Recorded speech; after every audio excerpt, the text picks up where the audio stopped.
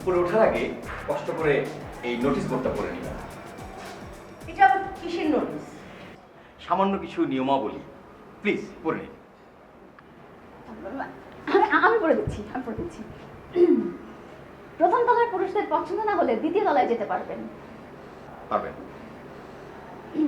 দ্বিতীয়তে পছন্দ না হলে তৃতীয়তে, তৃতীয়তে না হলে চতুর্থ। রাইট। এভাবে টপ ফ্লোর পর্যন্ত যেতে পারবেন, কিন্তু নিচের তলাগুলোতে আর ফেরত আসতে পারবেন না। পারবেন।